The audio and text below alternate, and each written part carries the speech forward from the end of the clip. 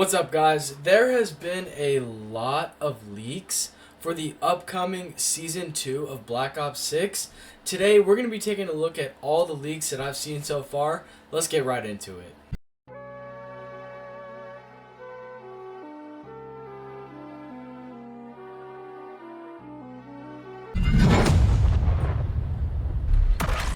So this video is by the exclusive Ace guys. This video looks to seem like it has more information than the other one we watched because this one has new maps involved and new perks. The last one we watched didn't get me really too excited, so let's see what this one has going on. What's up, guys? My name is Ace, and after a very long wait, the Season 2 roadmap is finally here for Black Ops 6. And in today's video, we're going to be covering all of the details as they relate to the multiplayer side of things. Bounty 6v6, dealership 6v6. Yo, that looks sick. That's like a car lot. Lifeline. Dude, why is that giving the vibe of freaking hijacked, bro? What the heck? Bullet? Dude, that's giving the vibe of that train map from BO2 and Grind. Dude, that's giving the vibe of that one skate park map from BO4. Okay, nah, this is kind of getting me a little hyped now, I can't lie. That last video we watched was pretty much butt. But dude, this one actually is getting me pretty hyped, I cannot lie. And let's just dive right into this with our map content. And this season, we're going to be getting 5 multiplayer maps, 3 of which are core modes for regular 6v6.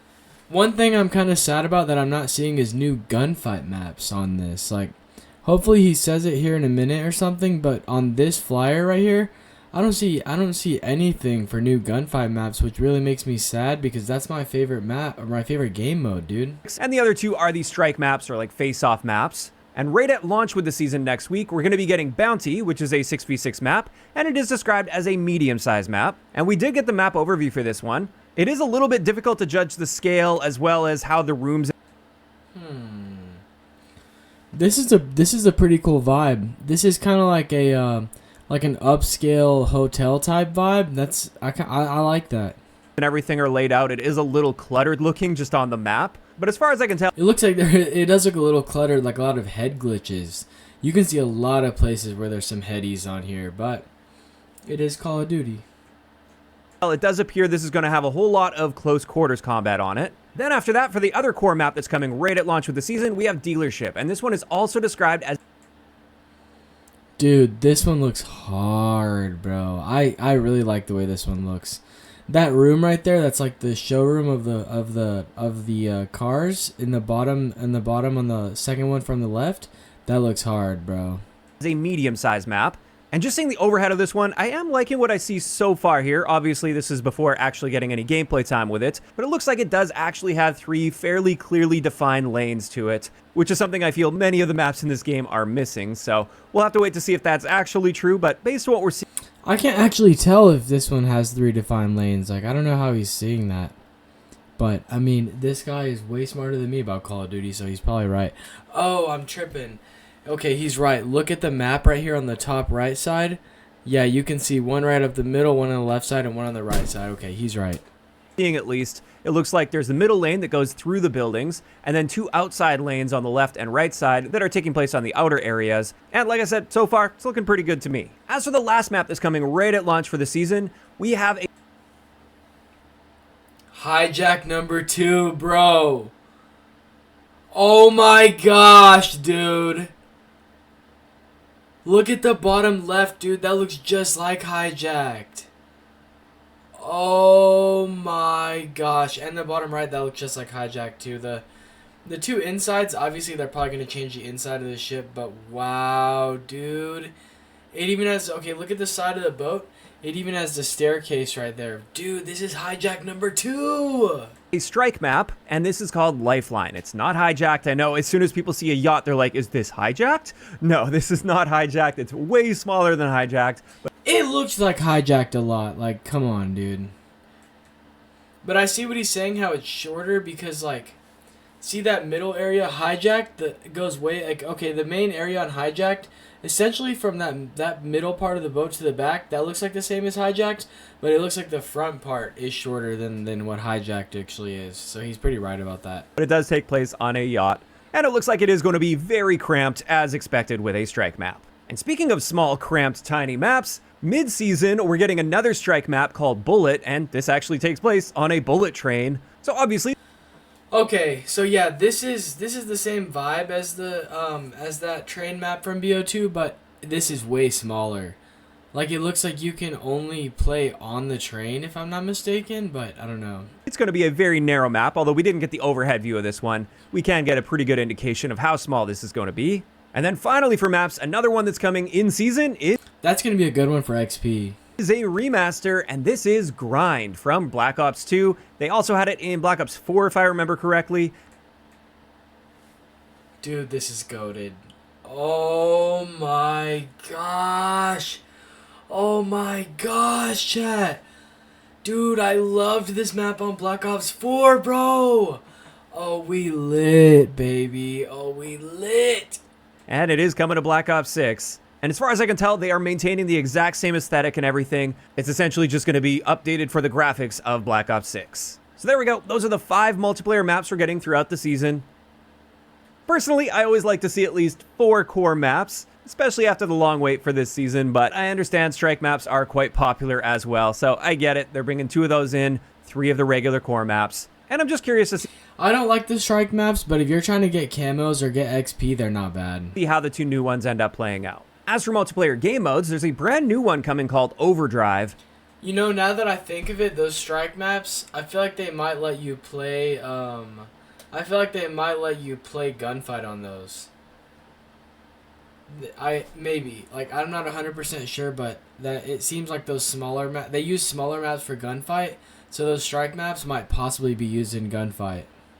And this is a twist on Team Deathmatch, so it's going to have the same general structure as Team Deathmatch. However, instead of just going for kills to win the game, you're competing to reach the maximum number of stars. And in order to get these stars, you earn 1 star for basic eliminations, you earn 2 stars for core metal eliminations like headshots or melee attacks, and you earn 3 stars for completing distinguished metal eliminations reserved only for the most impressive takedowns. Dang, that's actually a pretty cool idea. Although, I'm not really a fan of Respawn, so I probably won't be playing much of this. But I think that's a really cool idea, actually.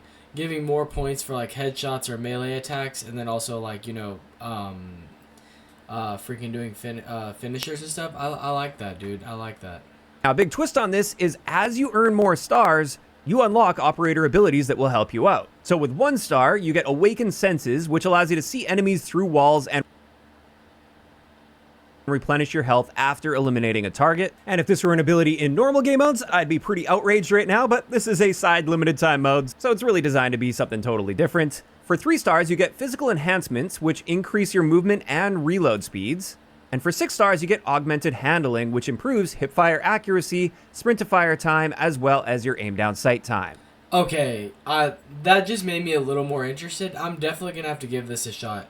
Like I said, Respawn just doesn't really appeal to me like that, but dude, I ain't gonna lie. I might have to try this one, actually. If you earn all 3 of these buffs, you then activate Overdrive, and this allows you to earn double the stars when eliminating enemies. So overall, I like that. Sounds like a fairly interesting game mode. I'm definitely looking forward to hopping in and seeing how it plays out, although a little bit skeptical about the wall hack ability at least. Then in addition to that, at launch with the season, we're getting Gun Game, finally. Then later on in the season, we're getting Third Wheel.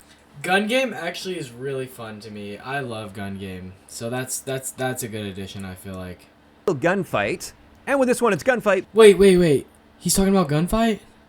Skeptical about the wall hack ability at least. Then in addition to that, at launch with the season, we're getting Gun Game, finally. Then later on in the season, we're getting Third Wheel Gunfight. And with this one, it's Gunfight. Third Wheel Gunfight, dude, is that 3s? But it's 3v3. Oh, yes! Yes!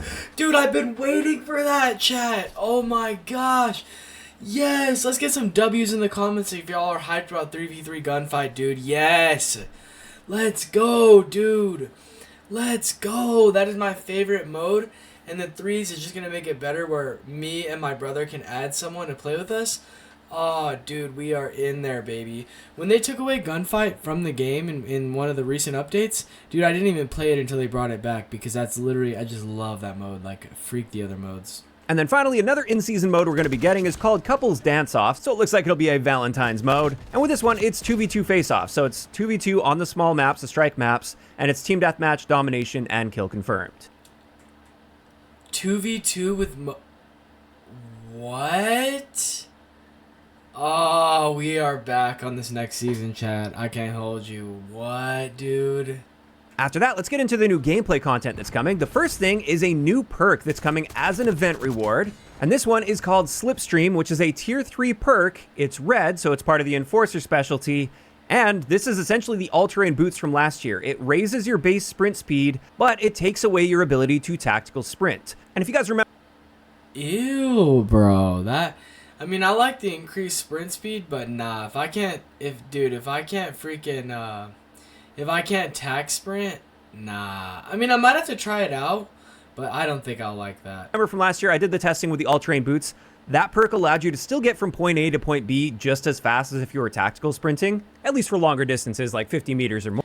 But to be fair, like he said, if it's still the same speed to get from point A to point B, it's kind of better because I think you ADS quicker just by regular sprinting than if you're tack sprinting. So that might actually be good. More, as long as you weren't using like double time, for instance. So you can still cover distances effectively, but you just never tactical sprint, which means you never have to worry about your tactical sprint out time. And as a tier 3 perk, I actually think I'm going to be using this one fairly often. And aside, it actually, yeah, now that he told me that you get from point A to point B the same speed, I don't know, that seems actually pretty good. Side note that I have mentioned a lot in the past, I personally think this game would be better off if this were just the default mode for everybody. But we're not going to dive too deep into that since this is more of a news video. Next up, mid-season, there's another perk coming. This one is going to be a tier 2 Enforcer perk, so once again, a red perk. And this one's called Hunter's Instinct. And with this, they just say eliminating an enemy will mark the next closest enemy.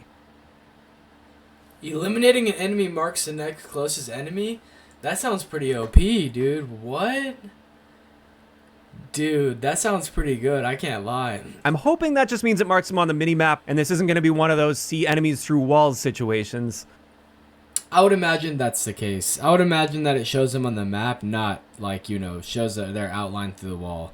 I would imagine so. But I guess we'll just have to wait to see on that one. Now, in addition to 2 new perks, we're also getting a new wild card in season, not right at launch. And this one's called Fly Swatter, and it allows you to replace your dedicated melee weapon with a launcher instead. So you could have a primary weapon, a pistol, and a launcher on your class, which is...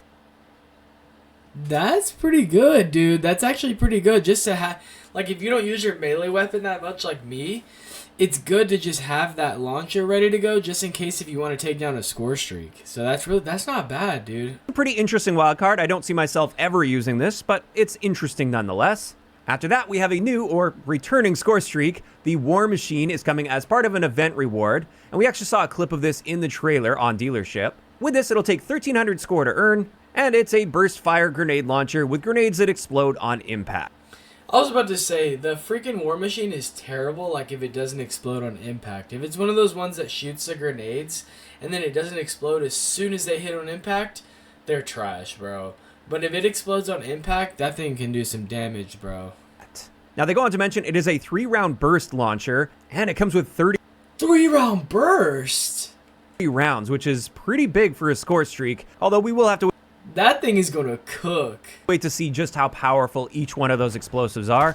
I would assume since it is a 3-round burst, each individual explosive is probably not super powerful on its own, and it's more so about stacking the explosive power. Obviously, those are just some assumptions I'm making. I'll be sure to do a very detailed breakdown video of this once it eventually comes out. In either case, after that, let's move on to the quality of life upgrades that we've already heard about. The first one is challenge tracking. They give us a little teaser here. We can track up to 10 challenges, and that just allows you to see what your progress is while you're actually in the game. On top of that, we're getting... That's cool for people that actually care about camos and stuff. I'm not really into all that, bro. I just played the game, you feel me? Unique HUD presets for multiplayer and zombies, and they will be separated now. So if you change your heads-up display settings in zombies, it won't be changing it for multiplayer as well. And then they continue on with this with several things that we also have heard about. I have covered this in the past, but we're going to see reduced player collision between teammates. There's going to be a weapon balance pass, which we didn't get any details on in today's blog post. We usually get that with the patch notes as we get closer to the updates, and of course, I'll be covering that in great detail when it comes. On top of that, they're further reducing weapon motion when jumping, sliding, and diving when using dexterity. They're going to be improving player visibility in Kill Confirm by reducing the height of the dog tags. They're simplifying and or expanding requirements for several calling card challenges, as well as fixing bugs challenges. And they're expanding the number of featured playlist slots to allow for more marquee playlists on the main menu. So there we go, a nice handful of quality of life changes here. Now let's move on to the weapons we can expect throughout the season. And at launch, the first weapon we're going to be getting is the PPSH-41. And this is obviously... Dude, I liked the PPSH. Whenever the PPSH, when I used it in Rebirth Island, dude, that was a pretty good meta, dude. I actually enjoyed using it. It has like a moderate fire rate, but not the craziest freaking recoil if you have the right attachments. It's a pretty good gun, dude. I like the PPSH. An SMG, it's got a 32-round magazine and a fast fire rate with impressive damage but high recoil. So this one, I guess it says it does have high recoil. From what I remember from using it on Rebirth, it wasn't too bad with the recoil with the right attachments. Make mincemeat out of your competition with the return of the fan favorite World War II era PPSH-41 SMG, boasting an incredibly fast fire rate that makes short work of enemies at close range. Tame its unpredictable recoil by firing in bursts or empty the whole clip in hip-fire engagements. Shoot. It's saying to burst fire it or fire it in hip-fire. Holy shoot. Yeah, that thing's going to need some recoil attachments then. Consider the extended mag, assault pack field upgrade, or the scavenger perk to keep from running dry in long fights and keep pushing forward, maximizing your damage. Now that one will be available in the Battle Pass alongside the Cypher 91 assault rifle. This is the other one we're getting out. What the heck, dude? It looks like a freaking mini assault rifle. At launch in the Battle Pass. And with this, it's a full auto, slow fire rate assault rifle that's balanced by great handling, excellent mobility, and they also mention it has excellent range. Yeah, you can tell it has good mobility because it's so small. For versatility, few weapons outshine the Cypher 091. With excellent range, handling, and mobility, the weapon performs well in a variety of engagements. With clear front-mounted iron sights, minimal muzzle smoke, and controllable recoil, this AR makes for easy target acquisition even without an attached optic. To top it off, its fast reload speed reduces downtime between mags, getting you straight back into the fight. Wow, I think this might be a gun I might have to give a good shot, dude, because I really enjoy an AR that has good mobility, because the freaking damage is going to be higher than what an SMG would be. Now, this one has a pretty slow fire rate, it's saying, so the TTK might not be that crazy, but I'm sure there's probably a rapid fire attachment that will make this thing beast. If not, I'm sure you can figure out some attachments to make it a pretty good TTK while still having the mobility and range of an AR. After that, surprisingly, we've got a third Battle Pass gun that's coming right at launch. Usually we just see two, and this one is the Fang 82 LMG. And with this, even though it's an LMG... That's an LMG? It looks like the Galil. It mentions it has a 30-round magazine. It's got a very slow rate of fire with great damage and handling for an LMG at least. Yeah, it definitely has. Looks like it has great handling. It's tiny. What the heck, dude? Oh, wait. So it's showing the attachments that are available for these. Let me see if it shows if the other one has rapid fire. The Fang 82 excellent mobility and optic, barrel, underbarrel, magazine, rear grip, stock, laser, fire mods. Okay, fire mods means it possibly might come with rapid they fire. also mention it has excellent range. After that, surprisingly, we've got a third Battle Pass gun that's coming. And this one says, possessing the best accuracy and handling in its class, the Fang 82 LMG offers a more aggressive frontline option for players looking to stay in the thick of the fight without losing the LMG firepower expected of the weapon type. Wow, dude, that's crazy. So there's an AR that's somewhat like an SMG, and then an LMG that's somewhat like an AR. Huh. That's pretty interesting, dude. While the base magazine size is lower than its peers, the 5 magazines provided ensure that you'll still have a lot of ammo to chew through before running low. The weapon features a reliable 3 to 4 shot elimination out to 50 meters with moderate upward recoil that can be mitigated via controlled burst, as well as several gunsmith attachments offering improved vertical recoil control. It says you can use an optic, muzzle, barrel, underbarrel, magazine, rear grip, stock, laser, and fire mods. Dude, I can't lie. Both of those sound really fire. I'm gonna have to give both of those a shot, actually, dude. Right at launch. Usually we just see two, and this one is the Fang 82 LMG. And with this, even though it's an LMG, it mentions it has a 30-round magazine. It's got a very slow rate of fire with great damage and handling for an LMG at least. And then finally, we're getting another weapon at launch, although this one's part of an event reward, but this must be the event that's coming right at launch with this season. And this is a marksman rifle called the TR2, and it appears to be the FAL. They describe it as a semi-auto marksman rifle with great rate of fire and respectable handling, and I am really looking forward to seeing. I'm an FAL fan too, bro. I love the FAL, dude. This actually, I'm gonna have to give this. I'm gonna have to try all 4 of these new weapons, actually, dude. These actually look beast. It says semi-auto marksman rifle, great rate of fire and respectable handling. Featuring best-in-class handling, this semi-auto marksman rifle is ideal for fast-moving sharpshooters seeking to combine mobility with precision and power. Its rapid recentering speed encourages quick follow-up shots without losing sight of your target, eliminating unarmored enemies in 3 to 4 shots out to 100 meters. Wow. Dude, if you have a trigger finger, this thing's gonna fry.